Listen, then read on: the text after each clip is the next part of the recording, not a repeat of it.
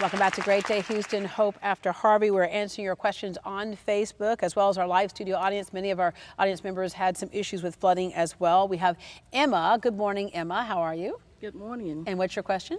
My question is that if you were if you were in the water just for a short time, like 5 minutes or so, or if you were helping with the cleanup, should you get a tetanus shot and where can you go?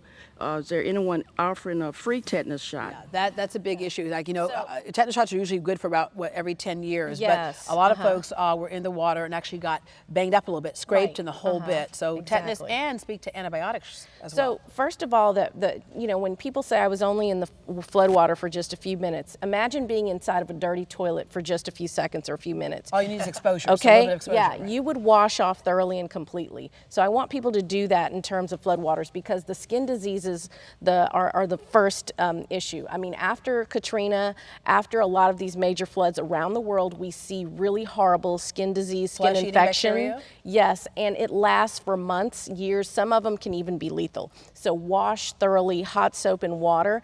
And then if you've gotten a cut, you may not have gotten a big cut, but you can get infected. So definitely seek medical attention if you notice any cuts, if you feel any burning or any stinging. Doesn't hurt to have a tetanus shot anyway. Well, the thing is, the good thing about this is it depends on the person because some people can't get those tetanus shots depending upon their medical situation.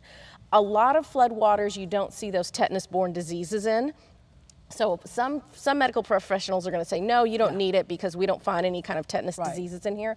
But antibiotics for these infections, you definitely want to go seek medical attention if you have any cuts and the right antibiotics. Don't use something that someone prescribed you years ago. Definitely seek medical attention for that. Yeah. So tetanus shot, it is available at urgent care. It's available at your doctor's office, but you don't necessarily need one. So definitely get your medical opinion first. Yeah, and if you had some exposure in the water with a cutaway, and you don't see anything wrong, does it mean that nothing's wrong? It doesn't necessarily mean that nothing's wrong. Again, you have to wash thoroughly. A lot of people, they just got to the shelter and they were just like breathing and they're relieved, but you know, again, the first thing you have to do is wash thoroughly. And so if you're getting back into the flood water, this is why it's so important to not cross-contaminate. Use shoes that aren't water penetrable. You know, I have the rubber boots on for a reason, but tennis shoes and leather shoes, those will get water in them and you can have, you know, skin diseases in your feet when you're trying to pull stuff out of these still flooded homes. Yeah, and the other issue, I was in a home with 3 feet of water and I had, you know, my waders on the whole bit, but I felt stuff brushing against my leg, and it wasn't objects. There's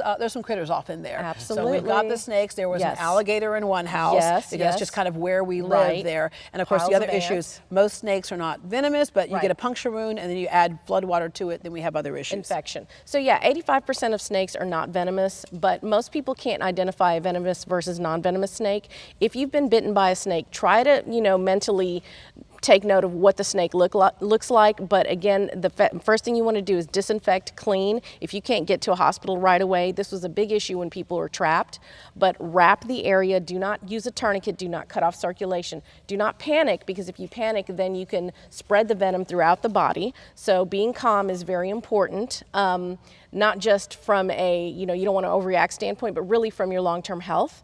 Also, again, like you said, if you've been punctured and you're going back into the floodwater, you can contaminate your skin and get an untold number of disease, viral and bacterial infections, which are really hard to cure. And then, of course, we have all this water out there, and what comes with the water? Mosquitoes. Yeah, I've got to be concerned about that. We were concerned about that before with different viruses, and so now even more so. Absolutely, because a lot of these, Zika is coming back. There's a lot of mosquito-borne diseases that are coming back. Mosquito is the deadliest insect or living entity in the world, okay, because it transfers so many different diseases. So you definitely want to, right now, use something with DEET in it. Normally, I'm okay with the natural alternatives. However, right now, you want to use something with DEET. With children, you want to apply it to your hands and then rub it on their arms. Do not spray it all around them, because I see people doing that. That's not protecting their respiratory system. Furthermore, children are more sensitive to DEET, so use it sparingly. Yeah, and then Darren, again, the last thing we want is somebody who's doing any kind of construction work to have a fall or to hurt themselves. So So be careful, because falling off ladders is one of those things that happens so often, but don't add insult to injury. That's right. And again, the CDC and the health departments and EPA, they all recommend if your house has been flooded, get a professional involved. It's just not worth the time and energy to try to redo it yourself, only to have to redo it again later on. It's going to cost more in the long run to do that, and most people just don't realize that. You too. Thank you very, very much. Thank you. We're going to take a break, and when we come back, among the flood victims, 200 firefighters. Their homes were flooded, but they were out fighting for us. How we can say thank you. Next.